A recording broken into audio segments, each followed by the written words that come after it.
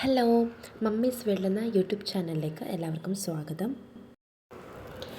ഇന്ന് ഞാൻ നല്ലൊരു ഈവനിങ് സ്നാക്സിൻ്റെ റെസിപ്പിയുമായിട്ടാണ് എത്തിയിരിക്കുന്നത്. ഒരു ചെറുപഴം കൊണ്ട് ഒരു പ്ലേറ്റ് നിറയെ കടികൾ എങ്ങനെ തയ്യാറാക്കുന്നതെന്ന് കണ്ടാലോ? അപ്പോൾ ഇതിന് പ്രത്യേകിച്ച് പേരൊന്നുമില്ല, പഴം ഉണ്ടാകുന്നോ അങ്ങനെ എന്ത് വേണമെങ്കിലും വിളിക്കാം. വൈകുന്നേരത്തേക്ക് കുട്ടികൾക്കൊക്കെ സ്കൂൾ വിട്ട് വരുമ്പോൾ കൊടുക്കാൻ പറ്റിയ ഒരു അടിപൊളി ഈവനിങ് സ്നാക്സാണ്. അപ്പോൾ എങ്ങനെ തയ്യാറാക്കുന്നതെന്ന് കണ്ടു നോക്കിയാലോ? ഇതിനായിട്ട് ഒരു ചെറുപഴം എടുത്തിട്ടുണ്ട്. അതൊരു പാത്രത്തിലേക്ക് തൊലി കളഞ്ഞിട്ട് കൊടുക്കാം. അതിനുശേഷം ഒരു ഫോർക്ക് വെച്ചിട്ട് നമുക്കിത് നന്നായിട്ടൊന്ന് ഉടച്ചെടുക്കണം. അപ്പം മിക്സിയിലിട്ട് അടിക്കേണ്ട ആവശ്യമൊന്നുമില്ല, ഇതുപോലെ ഒന്ന് ഉടച്ചെടുത്താൽ മതി സ്പൂൺ കൊണ്ട്. ഈ ഒരു പരുവത്തിൽ നന്നായിട്ട് ഉടച്ചെടുത്തതിന് ശേഷം ഇതിലേക്ക് 1 കപ്പ് മൈദപ്പൊടി ചേർത്ത് കൊടുക്കാം. അപ്പോൾ നിങ്ങൾക്ക് ഞാനിവിടെ മൊത്തത്തിൽ 1.5 കപ്പാണ് എടുക്കുന്നത്. 1 കപ്പ് മൈദപ്പൊടിയും 1/2 കപ്പ് ആട്ടപ്പൊടിയും. അപ്പോൾ നിങ്ങൾക്ക് വേണമെങ്കിൽ ഒരു 1.5 കപ്പ് മൈദപ്പൊടിയോ അല്ലെങ്കിൽ 1.5 കപ്പ് ആട്ടപ്പൊടി ഏത് വേണമെങ്കിലും എടുക്കാം. ഞാൻ രണ്ടും കൂടി മിക്സാക്കിയാണ് എടുത്തേക്കുന്നത്. ഇനി നമുക്കിതെല്ലാം നന്നായിട്ടൊന്ന് മിക്സാക്കി കൊടുക്കാം. അതിനുശേഷം ഞാൻ കുറച്ച് ശർക്കര, കുറച്ച് വെള്ളം ഒഴിച്ച് നന്നായിട്ടൊന്ന് ഉരുക്കിയെടുത്തിട്ടുണ്ട്. ചൂടാറിയതിന് ശേഷം അതൊരു അരിപ്പയിലൂടെ ഇതിലേക്ക് ഒഴിച്ച് കൊടുക്കാം. അപ്പോൾ ശർക്കരപ്പാനി ചേർക്കുമ്പോൾ നമ്മുടെ മധുരത്തിനനുസരിച്ച് വേണം ചേർത്ത് കൊടുക്കാൻ. ചേർത്ത് കൊടുത്തതിന് ശേഷം നമുക്കിത് നന്നായിട്ടൊന്ന് മിക്സാക്കി കൊടുക്കാം. ഇനി ആവശ്യം വേണമെങ്കിൽ നമ്മൾ കുറച്ചും കൂടി വെള്ളം ചേർത്ത് കൊടുക്കണം.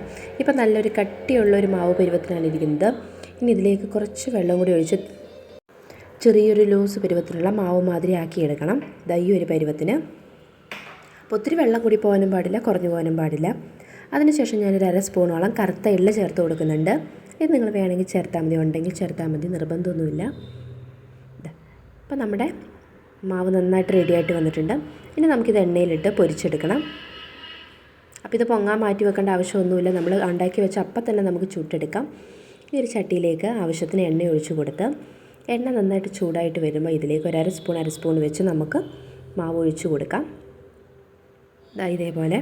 അപ്പോൾ മാവ് ഒത്തിരി ലൂസായിട്ടിരുന്നാൽ പരന്നു പോവും. അപ്പോൾ ഈ ഒരു പരുവത്തിന് വേണം നമ്മുടെ മാവിൻ്റെ കട്ടിയാവാൻ. ഇതേപോലെ ഇട്ട് കൊടുക്കാം. അതിനുശേഷം തീ ഒരു മീഡിയം ഫ്ലെയിമിൽ വെച്ചിട്ട് വേണം നമുക്കിത് ഫ്രൈ ചെയ്തെടുക്കാൻ. കാരണം പുറം മാത്രം കരിഞ്ഞ് ഉള്ളിൽ വേഗാതായി പോവും. ഇപ്പോൾ ഏകദേശം ഇതെല്ലാം നന്നായിട്ട് വീർത്ത് വരാൻ തുടങ്ങിയിട്ടുണ്ട്. അപ്പോൾ ഇതിൽ അപ്പക്കാരം ഒന്നും നമ്മൾ ചേർത്തിട്ടില്ല, ആകെ ചേർത്തേക്കുന്ന ചെറുപഴം മാത്രമാണ്. നന്നായിട്ട് 2 വശം നന്നായിട്ടൊന്ന് മൊരിഞ്ഞ് ഉള്ളൊക്കെ നന്നായിട്ട് വെന്ത് വന്നതിന് ശേഷം നമ്മളിതൊരു പാത്രത്തിലേക്ക് മാറ്റി കൊടുക്കാം.